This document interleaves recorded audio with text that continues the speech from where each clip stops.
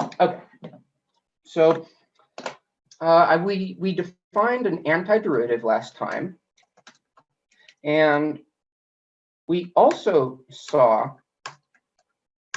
that sine x and also sine x plus 1 are both antiderivatives of cosine. So that's the reason that we use the indefinite article an instead of the when we're talking about antiderivatives, right? They're not unique.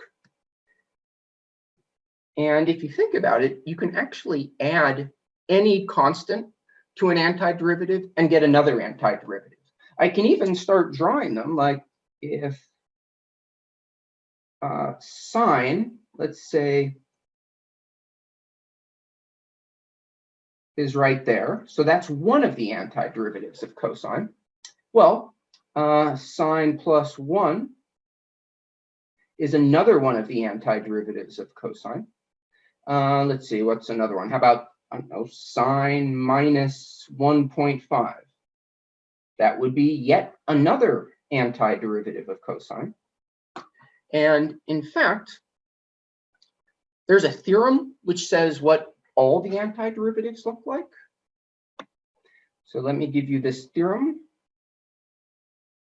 THM is my abbreviation for theorem.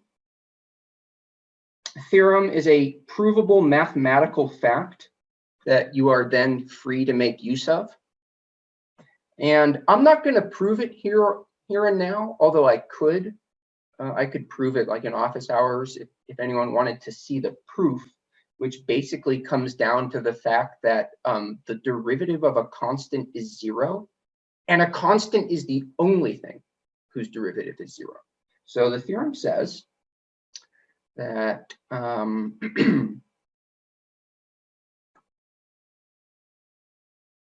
if, let's say, capital F is an antiderivative of some function little f, then the most general antiderivative of little f will be capital F plus an arbitrary constant.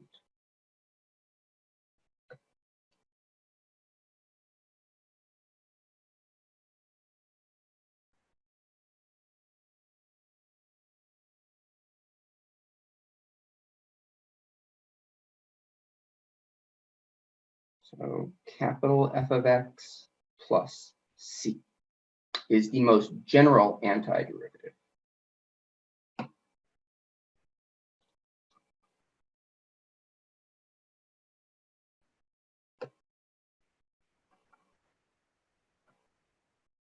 And c is just an arbitrary constant. You're going to get quite used to writing plus c at the ends of your answers.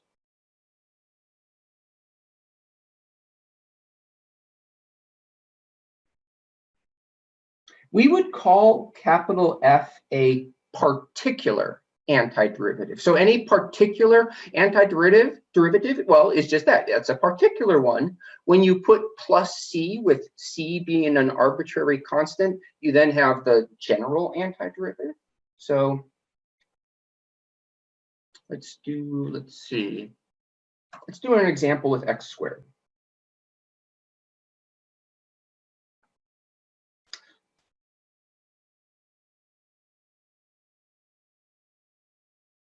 So let's find the general antiderivative of x squared.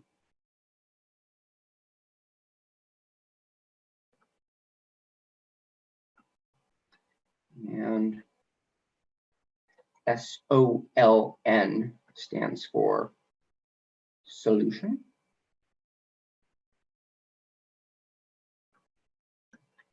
Okay, so these antiderivative questions are kind of an exercise in thinking backwards, right? You all just spent the entire 10A course calculating derivatives.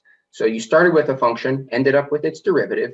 Now think backwards in that process. You're starting with the derivative, and you have to think backwards to, well, what was the function that yielded that as its derivative? In this case, what's the function that resulted in having a derivative of x squared?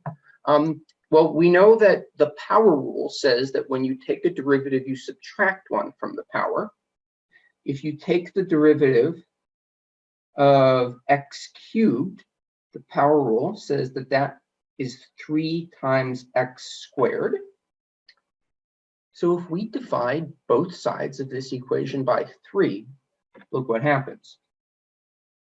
So d dx of 1/3 x cubed is equal to, well, the 1/3 you can pull in front. So I'll get 1/3 times the derivative of x cubed, which is 1/3 times 3 times x squared, and the 3's cancel. So we just get x squared, which is what we wanted. So 1/3 x cubed would be a particular antiderivative, and the general one, well, we just add up plus c.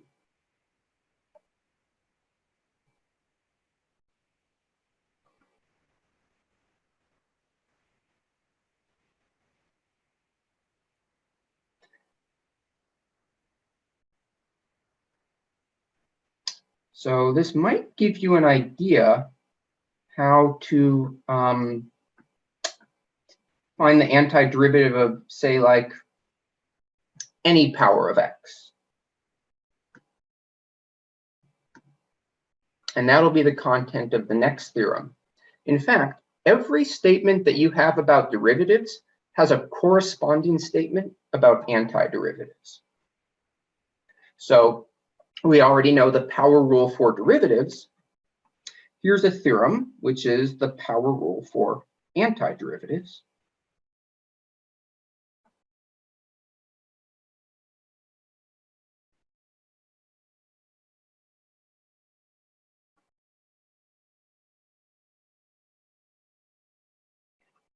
And it's just like what happened in the last example, except I'll do it for an arbitrary power of x, except for 1/x. That has its own special rule involving logs. So as long as n is not -1, 1/n plus 1 times x to the n plus 1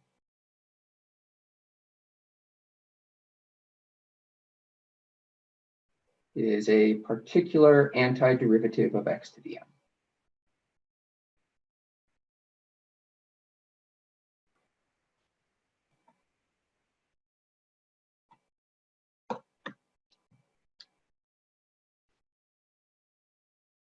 So if you have to integrate a power of x, remember these steps.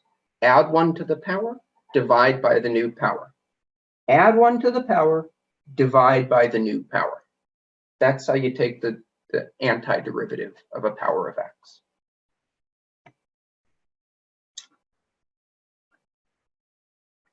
Let me ask a yes or no question. So in case you don't remember, I'm going to write something down and then ask the class to hit either the yes button or the no button. And I can see how much everyone's understanding and or paying attention. So yes or no, 1/7 x to the 7th plus 42 is a particular antiderivative of x to the 6th. Yes or no? So everyone, go ahead, please answer. Hit the yes or no button.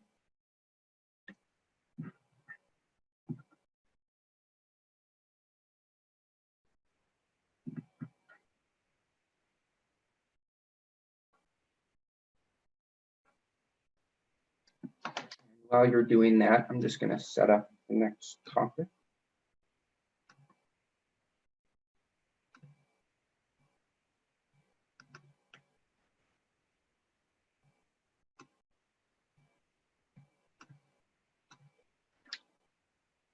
Let's see, I'd like to get at least like half the people responding. So you think we can get 75 responses? Not about 50 so far.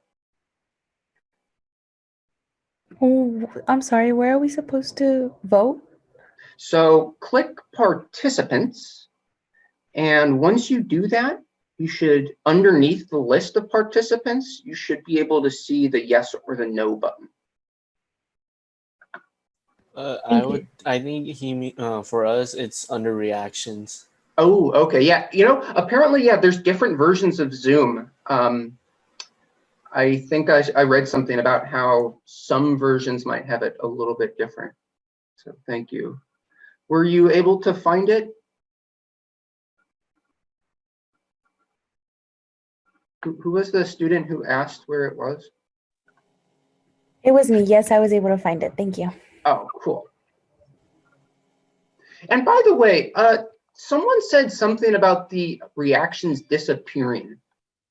If you click yes, does the yes sort of disappear after a certain amount of time?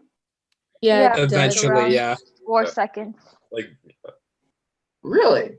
Because I know I can clear them. If I click clear, then I'll clear them. But I haven't, like today, I haven't done that. So can anyone confirm that their answers are disappearing today? Yeah, they have. Yeah, it does. yeah, they do. Bummer. All right, I don't like that.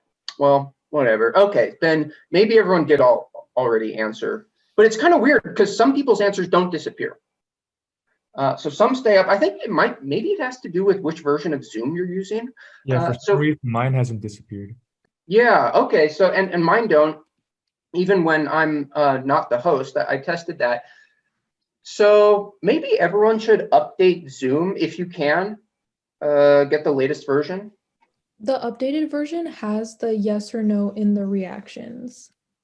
And that one disappears. Not the And that old one just, version. huh, Yeah, it's under reactions actually. weird. Okay, I'll look into that then. Hello? Yeah.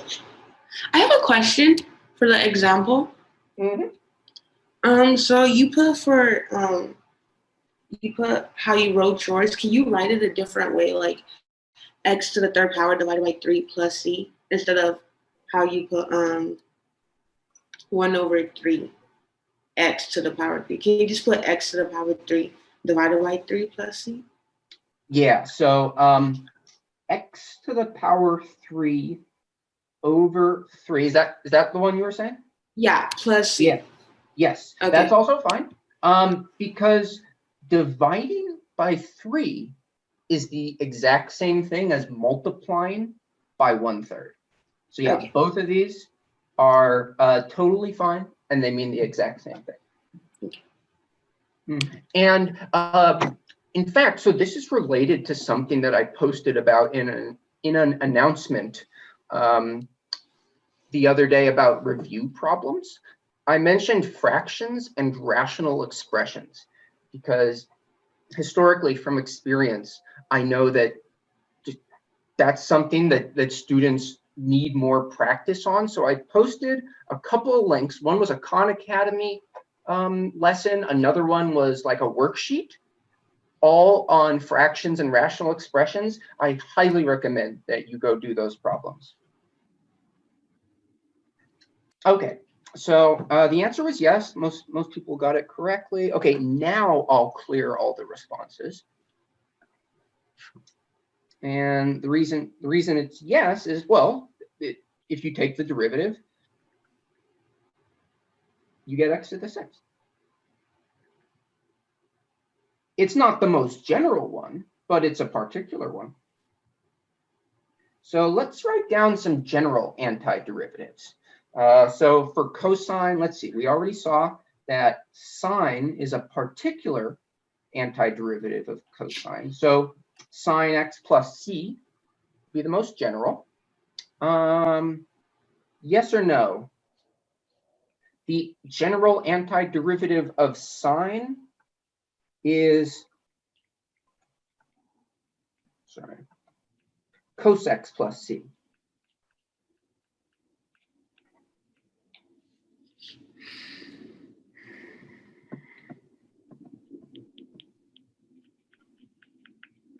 So yeah, everyone go ahead, say yes or no on this. Did I get the antiderivative of sine correctly?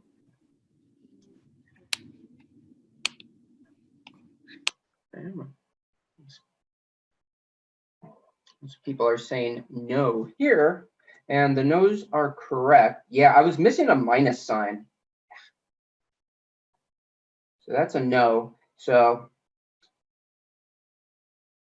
because the derivative of cosine is minus sine, I need a negative in front of it to cancel with that negative. So the derivative of negative cos x plus c is positive sine of x. And let's see, e to the x, that'll be e to the x plus c. For x to the n, we just saw that's the power rule for antiderivatives, which says that's 1 over n plus 1, x to the n plus 1 plus c. For the n equals -1 case, that's the one special sort of power rule case that has its own separate formula, where you have to use natural log. That one's ln of absolute value of x plus c. But anyone know what the antiderivative of secant squared is? Is it tan? That's tan. Cool. Tan x plus c. Oh, anyone remember what function has a derivative of 1 over 1 plus x squared? Is it Arctan? Inverse tan, yes, also called arctan. So tan inverse of x plus c. By the way, here, let me ask another yes or no question, just sort of tangentially related. See what I did there? Tangent. Okay, so yes or no, tan inverse of I liked x, the joke. yes, is 1 over tan x, yes or no?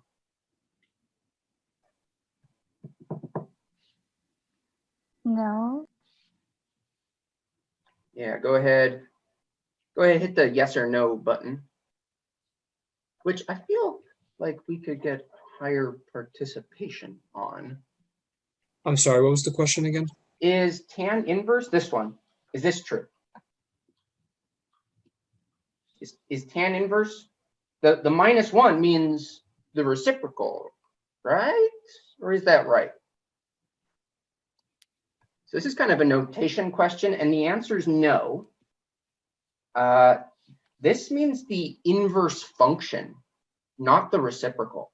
So it's a little bit weird. Even though, so this is some notation that's going to mess you up. So this is not true. But what is true here? So this is false. But tan squared, that is,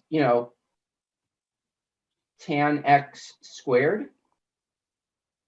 Tan to the -1 is not tan x to the -1. I know, I didn't make the rules. I didn't make the notation, but it stands for arctan, or the inverse function. So tan inverse of x, what it is equal to, it's also called arctan of x.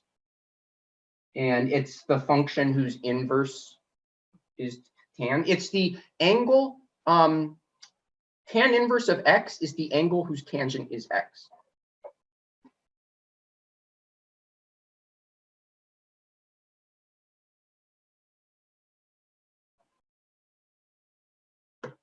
Okay, so that was just a little tangent, a little aside.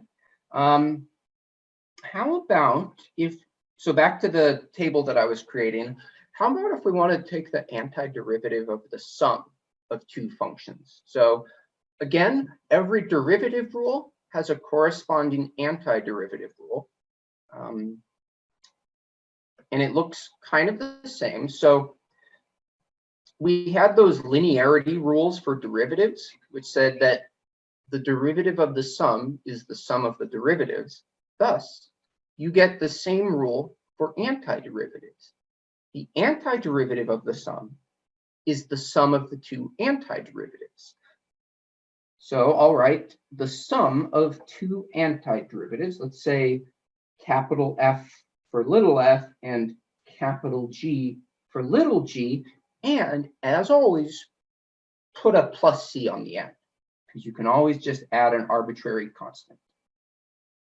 So this is where capital F prime of x is little f of x, and capital G prime of x is little g of x. So the antiderivative of the sum is the sum of the two antiderivatives. I suppose if you wrote the two antiderivatives, you would have two constants, but what happens when you add two constants? You get another constant. So I just wrote it as a single constant, right? A constant plus a constant is a constant. And similarly, what about the antiderivative of f times some constant?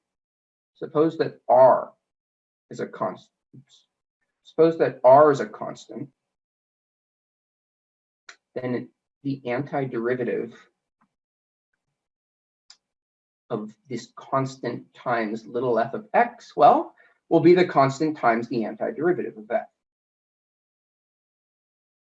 And as always, put a plus c on the end.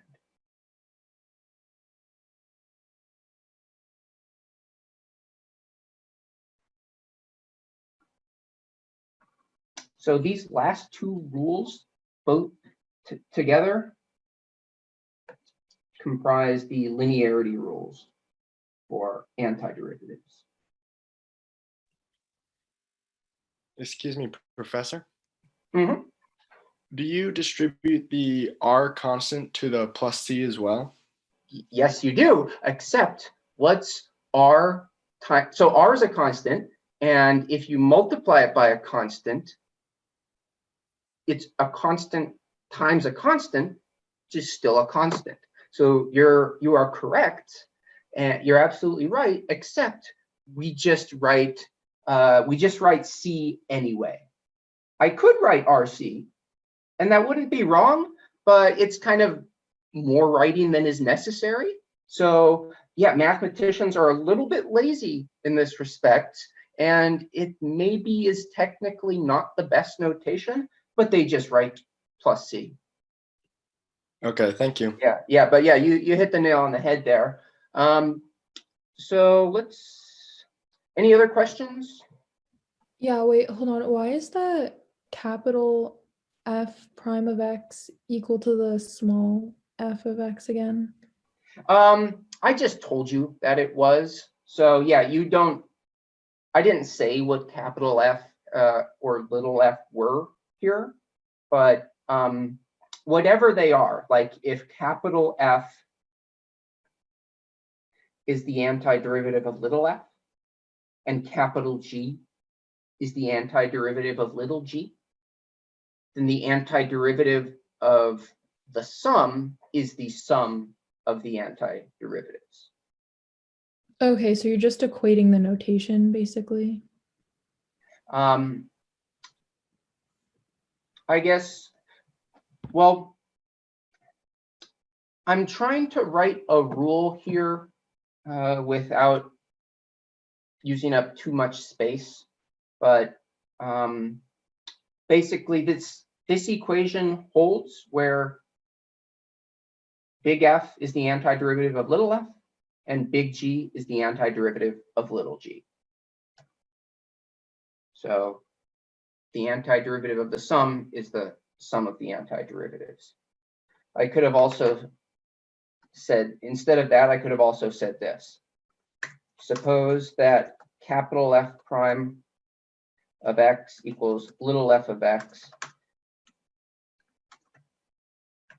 and capital G prime of x equals little g of x. And the antiderivative of f of x plus g of x is capital F of x plus capital G of x plus c. Does that make it more clear what I'm trying to say there? Yeah, thanks. Okay.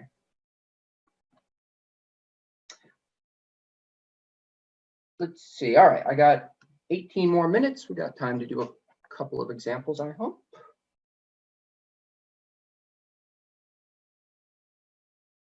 So first, let's do a differential equations example. So solve the following differential equation.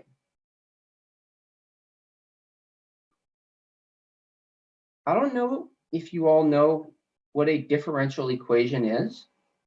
A differential equation is an equation involving an unknown function and its derivatives. So when you have a differential equation, when you are tasked with solving a differential equation, typically the way it goes is you're given some information about the derivative of a function, and you need to find the function. Like when the problem starts, when you start the problem rather, you don't know what the function is and you have to figure it out. That's the challenge in a differential equations problem. So when I say solve a differential equation, that means, i.e., find the unknown function, which I will give you information about in a second.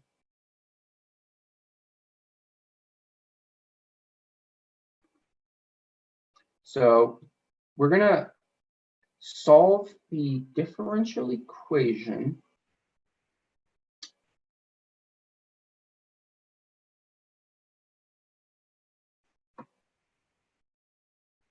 by finding g of x, where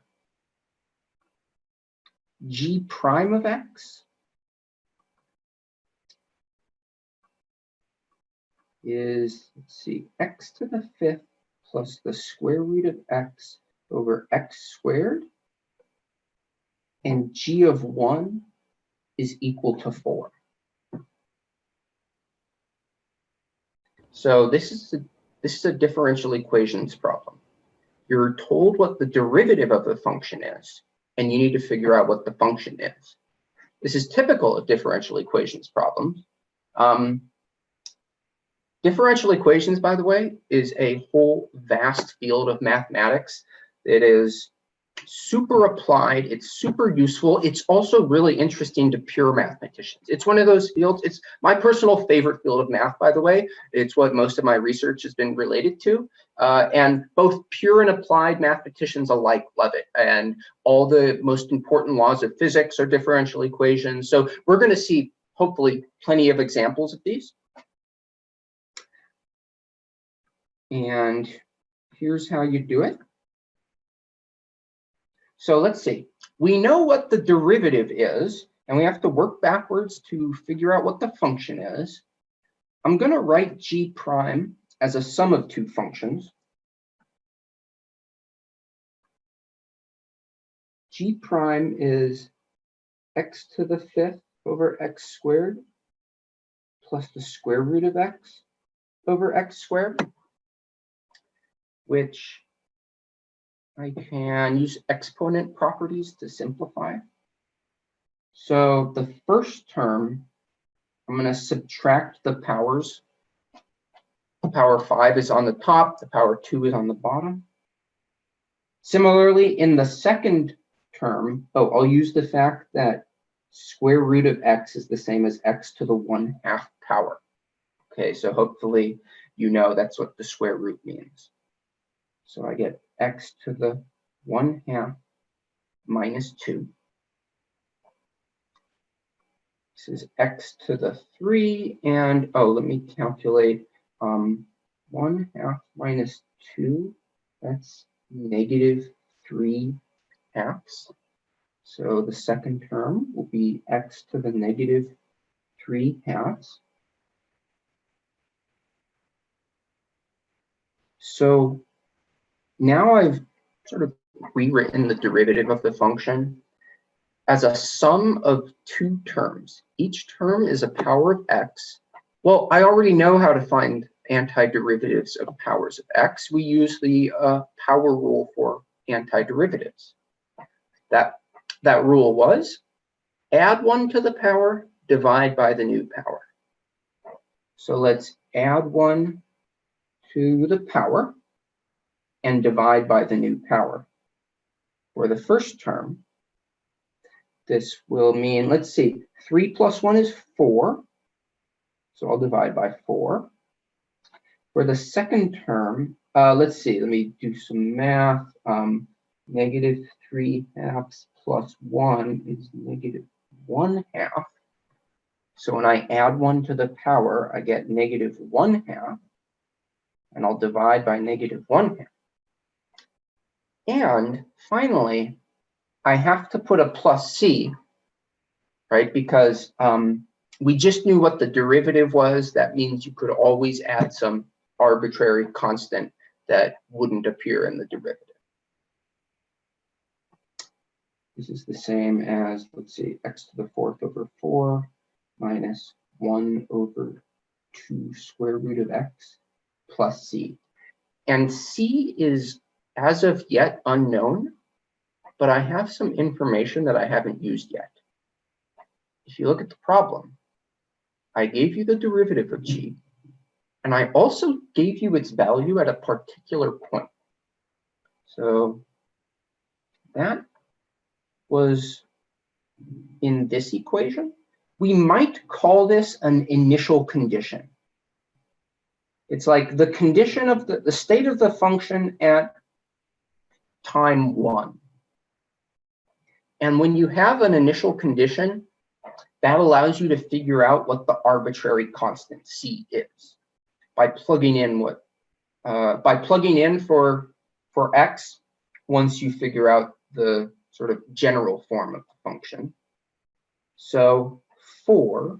Professor? Sorry? In the line above where it says minus 1 over 2 square root x, isn't the 2 supposed to be at the numerator and not the denominator because it's dividing by negative 1 half? Oh, thank you. Yes, good catch. Let's see. Cool, thank you.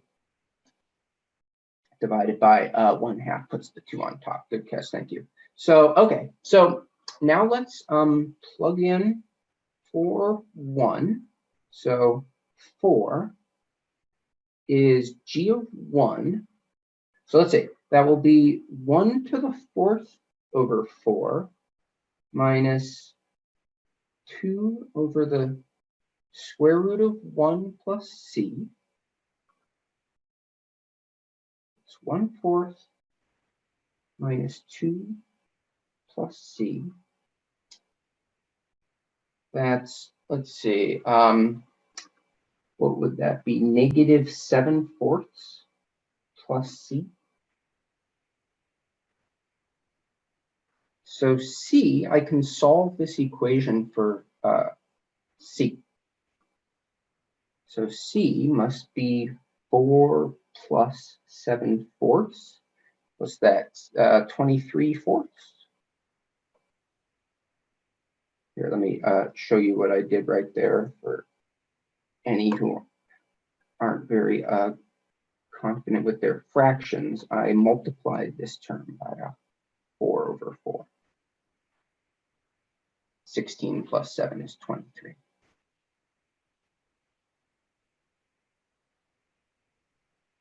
So g of x is, let's see, x to the 4th over 4 minus 2 over the square root of x plus 23 over 4.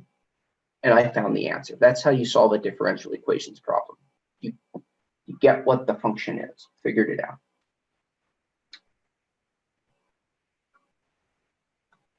All right, any questions? Professor?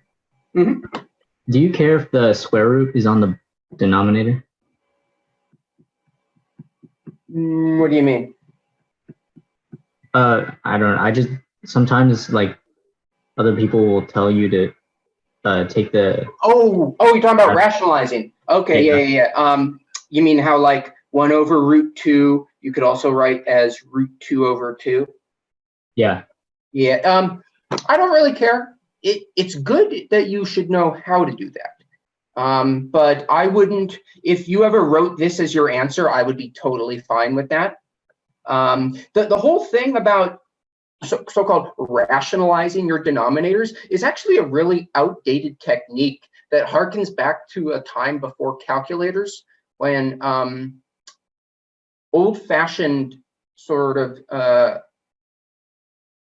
what's the word, non-digital or analog calculators couldn't handle dividing by irrational numbers like square roots. So that's why teachers used to teach students how to rationalize their fractions like this. These days, it's no problem for our calculators or software. So it's kind of an outdated thing. You should still know how to do it though, which the way that you do it is by multiplying the top and the bottom by whatever it is. We'll get rid of the square root. Thank you. Mm-hmm. So let's see, I've got another example. Erase this. This one is about the Starship. Yeah, so since I just taught 20B, I wrote like 100 problems for that class, maybe 200. So I'd like to get a little bit more mileage out of those problems. So like one of them, I showed you this, was a problem that I put on their final exam. So I sort of repurposed it. Here's the problem. And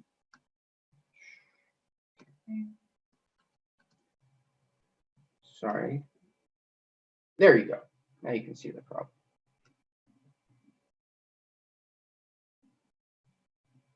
So this problem is based off the test launch of the SN9 Starship that Elon Musk and SpaceX are planning on sending to Mars. And they did a test launch like a couple weeks ago. And this is an actual picture from the actual launch. In fact, I can even show you all the video of it if anyone wants to hang around at the end. It's a pretty cool video. But let's suppose that it takes off from a position y equals 0 at time t equals 0. And you know what? But before I proceed, let me remind you of a few things about position, velocity, and acceleration. So this hopefully is review, but recall that if, let's say, y of t is an object's position at time t, then its derivative is the object's velocity. So v of t, which is dy dt, or I could also write that y prime of t, is the velocity. And a of t, which is the second derivative of position, so that would be d squared y dt squared. That's the notation for second derivatives. Or we also might just write y double prime of t is the acceleration. And you might notice that acceleration is the derivative of velocity. Okay, so that's just a review of position. velocity, acceleration. Velocity is the first derivative of position, and acceleration is the second derivative. Okay, so now let's turn our attention to this problem where I told you that the initial position is 0. The initial velocity of this spaceship is given to be 6 in whatever the units are, miles per minute in this case. And I'm giving you that this ship undergoes a constant acceleration of -2. So notice I gave you the initial position and velocity, and I also gave you the acceleration for all time. Okay, so initially you don't know what like the position and velocity are in general. You only know their initial values, but you do have in this problem, you are given what the acceleration is for all time t. It never changes actually. So let's find the position of the ship as a function of time. So let's see. The acceleration for all time is -2. So from that, we can figure out what the velocity is as a function of time, since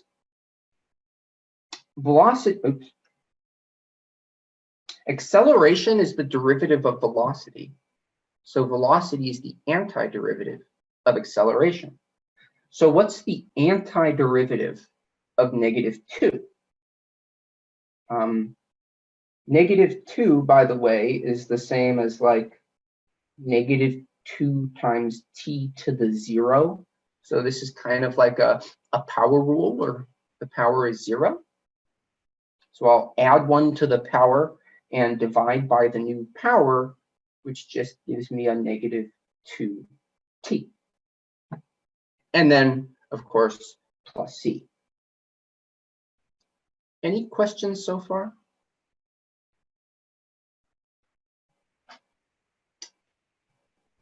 I can use the given initial condition for the velocity to figure out what the constant c is.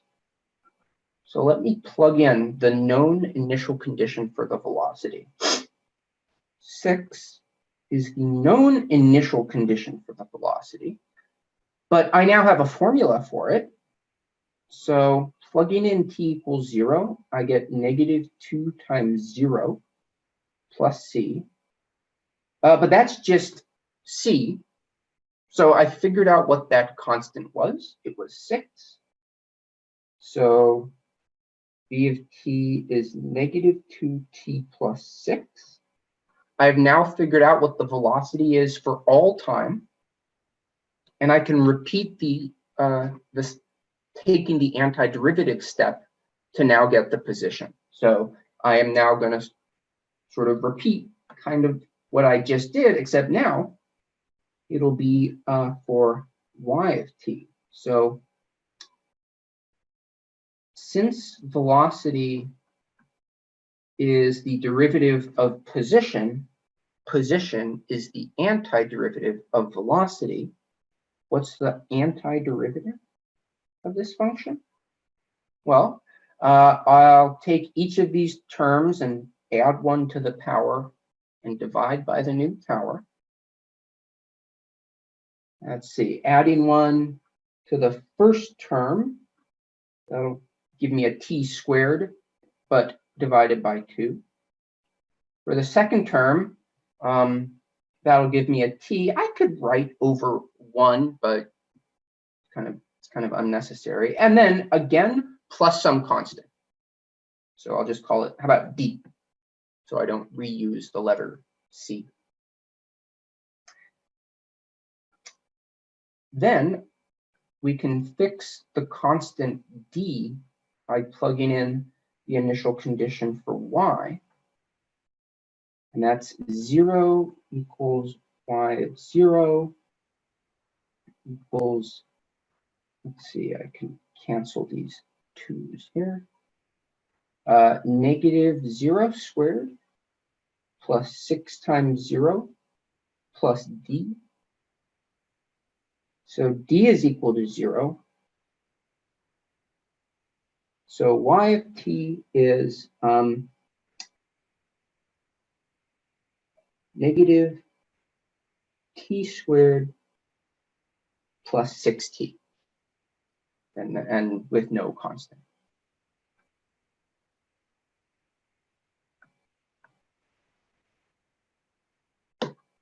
And I figured out the position as a function of time.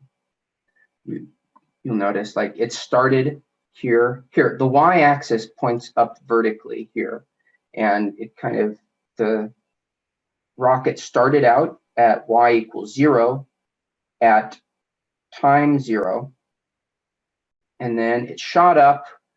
We can watch the movie if you all want to see. It went up, then it turned around. It did a cool flipping maneuver on the way back down, and then landed again at a later time, which we could actually solve, although I didn't ask that. And okay, yeah, that's the question. Any questions on this?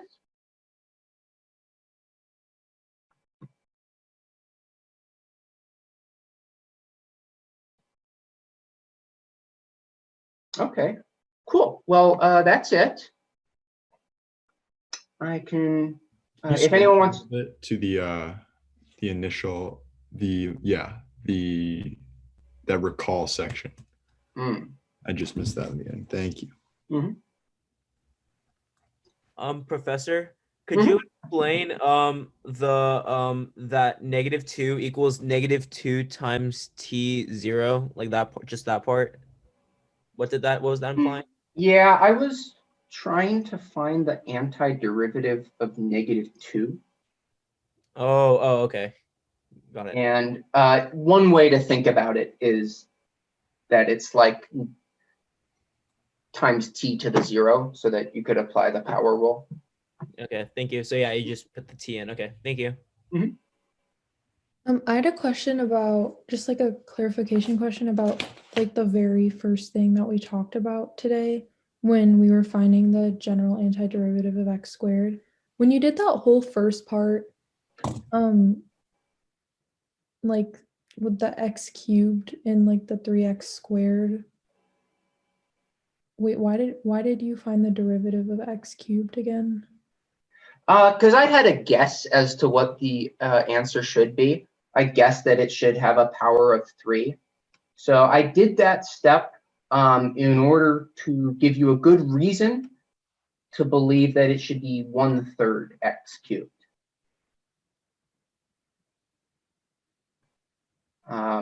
And I also just wanted to use like a known formula for the power rule. Okay. So it was kind of just like a proof of the power rule? Yeah. Okay. Yeah, exactly. Thanks. It's kind of a proof by example. And if anyone wants to see this footage here, you know what? I think I probably need to change the settings on Zoom for a second. So hold on a second. Optimize screen sharing for video.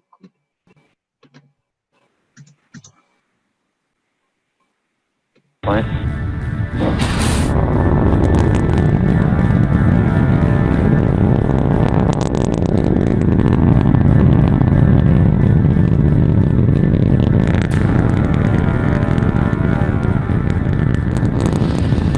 The dramatic soundtrack. Oh, did you see it says 42? Answer to life, the universe, and everything. Elon Musk is a total geek.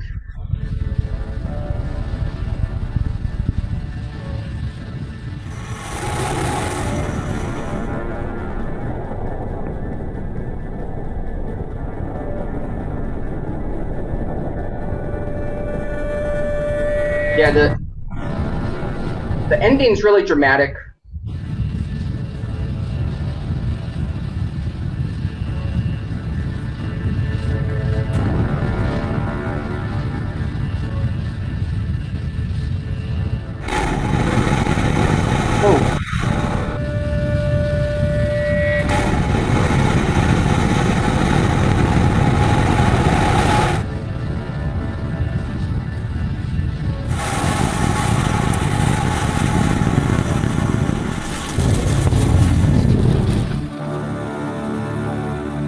Yeah, so it blew up when it landed.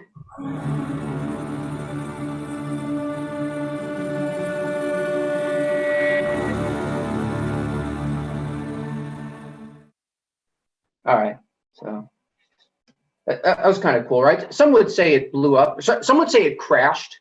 It's kind of debatable as to whether it crashed or it landed, but overall, it was a success. Right, that's Elon's whole thing is like it's too expensive to build a new spaceship for each trip, so he wants to be able to reuse them. So he has this crazy thing where these spaceships do vertical landings. It's almost, I don't know, it's kind of like if you throw a stick in the air and it lands on the ground perfectly balanced upright. It's almost impossible to imagine until you see that he's done it and continues to do it. So anyway, it's pretty neat, pretty cool. Maybe some of you all will be on that first manned mission to Mars. And yeah, that's lecture's over, by the way. So Thank you, Professor. You're welcome. See you all on Friday. And yeah, you're welcome. I've got office hours now too, if anyone wants to ask any questions.